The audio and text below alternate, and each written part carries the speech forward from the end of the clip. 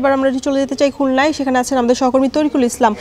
তরিকুল, আপনার কাছে জানতে চাই, খুলনার পাইকগাছা বাঁধ ভেঙে 14টি গ্রাম প্লাবিত হয়েছে, এতে পানিবন্দী হয়ে পড়েছেন প্রায় 30,000 মানুষ। সেক্ষেত্রে পানিবন্দী যারা আছেন তাদের কাছে কি সুপেয় পানি এবং শুকনো খাবার পৌঁছানো সম্ভব হয়েছে কিনা?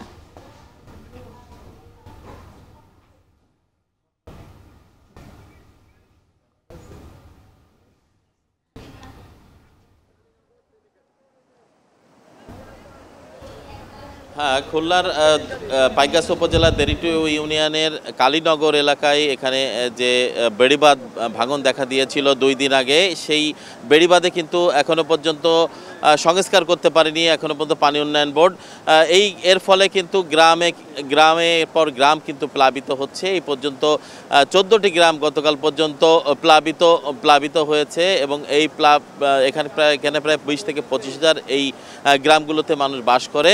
তবে এখানকার মানুষের প্রতিটি বাড়িতেই কিন্তু বলা চলে যে পানি প্রবেশ করেছে এবং গবাদি পশু সহ তাদের যে অন্যান্য মালামাল রয়েছে বা জানমাল রক্ষার্থে তারা অনেক চেষ্টা করে যাচ্ছে। বেড়িবাঁধের উপর বা উঁচু জায়গায় তারা আশ্রয় নিয়েছে। এছাড়া এখানকার সাইক্লোন শেল্টার এই এলাকাতে নাই। যেসব স্কুলগুলো রয়েছে সেই সব স্কুলগুলোতে কিন্তু সাধারণ মানুষ আশ্রয় গ্রহণ করেছে। এবং আমরা আরেকটি বিষয়, সেটা হচ্ছে যে প্রশাসনের পক্ষ থেকে যে ত্রাণ সহায়তা, সেটি শুধুমাত্র শুকনো খাবার, যে চিড়া, মুড়ি বা বিস্কুট, এই জাতীয় খাবার কিছু দেয়া হয়েছে। এছাড়া চাল, ডাল বা অন্যান্য যে জিনিসগুলো সেগুলো কিন্তু এখনও পর্যাপ্ত ত্রাণ পৌঁছায়নি। আপনারা দেখতে পাচ্ছেন এখানে পানি গ্রাম থেকে এখন ভাটার সময়, যে কারণে গ্রাম থেকে পানি যেগুলো গ্রামে প্রবেশ করেছিল সেই পানি কিন্তু নদীতে, ভদ্রা নদীতে নামছে এবং এটি জোয়ারের সময় যদি এটি বেড়িবাঁধ না দেওয়া যায় তাহলে কিন্তু আবারও লোকালয়ে পানি প্রবেশ করবে, আবারও গ্রামের পর গ্রাম কিন্তু প্লাবিত হবে বলে এই আশঙ্কা করা হচ্ছে।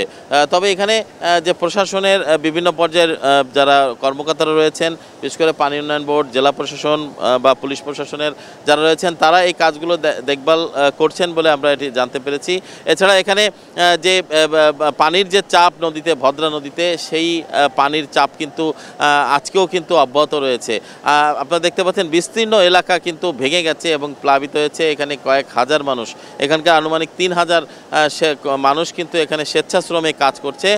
এই কাজে যে সংশ্লিষ্ট যারা রয়েছেন প্রশাসন, তাদের সহায়তা দেওয়ার কথা রয়েছে। তবে এখনো পর্যন্ত স্থানীয় সূত্রে যেটি জানতে পেরেছি, তারা নিজেরাই কিন্তু এই কাজগুলো করে যাচ্ছে। এছাড়া এখানকার পানি উন্নয়ন বোর্ডের পক্ষ থেকে বাঁশ এবং এখানে কিছু জিও ব্যাগ দেওয়া হয়েছে। শুধুমাত্র সেগুলো দিয়ে তারা এই বেড়িবাঁধটি রক্ষা করার চেষ্টা করছে। আমরা আরেকটা বিষয় বলে রাখি, এখানকার স্থানীয় যারা মানুষের পাশাপাশি জনপ্রতিনিধিরা, তারা কিন্তু এখানে কাজে এগিয়ে এসছে এবং তারা চেষ্টা করছে যে কিভাবে নির্ধারিত সময়ের মধ্যে এই বেড়িবাঁধটি বেঁধে ফেলা যায়। আপনারা দেখতে পাচ্ছেন যে এখানে সর্বপর্যায়ের মানুষ কিন্তু তারা সকাল থেকে তারা এখানে কাজে নেমে পড়েছে। যখন ভাটা শুরু হয়েছে, একটু পরে আরও 1 ঘন্টা পরে এখানে জোয়ার শুরু হবে নদীতে এবং এই জোয়ারে যদি আবার এই বেড়িবাঁধটি যদি আবার বাঁধা সম্ভব না হয়, তাহলে কিন্তু আবারও কিন্তু একের পর এক গ্রাম প্লাবিত হতে থাকবে। এখানকার যে আমন ফসলের যে মাঠগুলো ছিল, মাছের ঘের ছিল বা অন্যান্য যে ফসলের ক্ষেত ছিল, সবই কিন্তু পানিতে প্লাবিত হয়ে গেছে এবং এখানকার কৃষকরা যেটি জানিয়েছেন যে তারা কিন্তু তাদের যে এখানে যে সম্ভাবনাময় ফসল ছিল, সে ফসল কিন্তু ব্যাপক ক্ষতি হয়েছে। অর্থাৎ এই পানি যদি দ্রুত না কমানো যায় বা এই বাঁধটি যদি দ্রুত বন্ধ না করা যায় বা বাঁধটি বাঁধা না যায়, তাহলে কিন্তু আরও বেশি ভয়াবহ আকার ধারণ করবে এবং স্থায়ী জলাবদ্ধতায় এটি রূপ নিতে পারে বলে এখানকার মানুষ শঙ্কা করছে। তবে এখানকার মানুষের এর দুর্যোগপ্রবণ যেহেতু এলাকা, এর আগেও কিন্তু বিভিন্ন জায়গায় বেড়িবাঁধ এখানে ক্ষতিগ্রস্ত হয়েছে। এখানে প্রায় 5 কিলোমিটার এলাকা জুড়ে কিন্তু ঝুঁকিপূর্ণ বেড়িবাঁধ রয়েছে, বিভিন্ন সময় মেরামত করা হচ্ছে।